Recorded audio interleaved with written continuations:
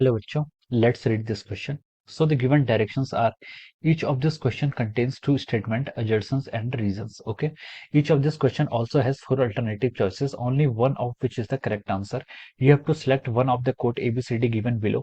A is assertion is correct, reason is correct, and reason is a correct explanation for the assertion.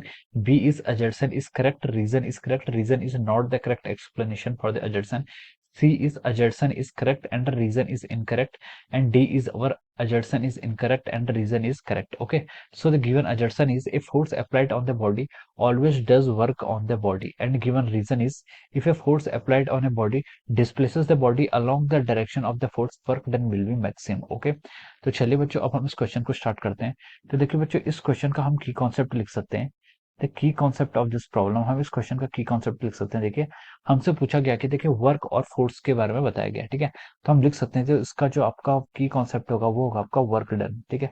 Work done will be the key concept of this question, ठीक है। अब देखिए हम work को कैसे define करते हैं। Work is define as the display dot product of the force into displacement, ठीक है। या फिर फोर्स इनटू डिस्प्लेसमेंट को हम वर्क डन कहते हैं। अगर हम यहाँ पे लिखें, इसको एक्सपेंड करें तो हो जाएगा F S cos theta, theta is the angle between the force vector and the displacement vector. Okay, so this is how we can define the work done. अब इसने बोला है क्वेश्चन में, देखिए अब हम इसमें एजर्शंस पर मूव करते हैं, ठीक है। तो देखिए एजर्शंस में हमसे बोला गया कि a force applied on a body, a force applied on a body always does work on the body, ठीक है। एक फोर्स अगर हम किसी बॉडी में लगाते हैं तो वो ऑलवेज वर्क डन करता है, ठीक है। हमें ये बताना है, ठीक है।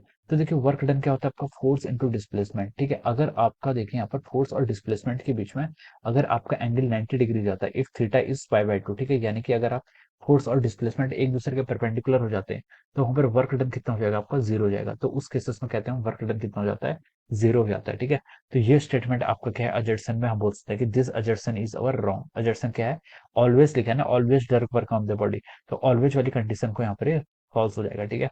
अब देखिए इसके रीजन में क्या दिया है, रीजन में इसमें दिया हुआ है कि if a force applied on a body displaces the body along the direction of the force, work done will be maximum, ठीक है। तो ये रीजन क्या आपका करेक्ट है, ठीक है। वर्क डन आपका मैक्सिमम कब हो सकता है, देखिए वर्क डन होता है आपका एफ एस कॉस थीटा, ठीक है। एफ का मैग्नीट्यूड फिक्स है, एस का मैग्नीट्यूड फिक्स है। कॉस थीटा की जब आपकी मैक्सिमम वैल्यू होगी तब आपका वर्क डन भी मैक्सिमम होगा, ठीक है। कॉस थीटा की मैक्सिमम वैल्यू कितनी हो सकती है, कॉस थीटा की मैक्सिमम वैल्यू हो सकती है आपकी +1, ठीक है। कॉस थीटा की वैल्यू मैक्सिमम हो सकती है +1, और ये +1 कब होगी, जब आपका थीटा 0 डिग्री होगा। थीटा 0 डिग्री का मतलब है कि आपका जो फोर्स वेक्टर है, ठीक है, फोर्स वेक्टर और जो आपका क्या है दूसरा डिस्प्लेसमेंट वेक्टर, ये क्या होना चाहिए, these should have to be parallel, ठीक है। ये दोनों आपस में पैरेलल होने चाहिए। So if a force applied on a body displaces the body along the direction of the force, work done will be maximum। तो ये रीजन आपका क्या ट्रू हो जाएगा, ठीक है। तो हम यहाँ से जो आपका इसका फाइनल आंसर होगा वो लिख सकते हैं। देखिए assertion is wrong but reason is correct, ठीक है। assertion is incorrect but reason is the correct, ठीक है। तो इसके करस्पॉन्डिंग देखिए आपका ऑप्शन डी है वो क्या आ रहा है, करेक्ट आ रहा है, ठीक है। So we can write down that option D is the correct, ठीक है। ऑप्शन डी के आपका यहाँ पर करेक्ट आंसर है। Option D is the correct option of this question. Okay, option D will be the right answer. So I hope you all understood this concept. All the best and thank you so much.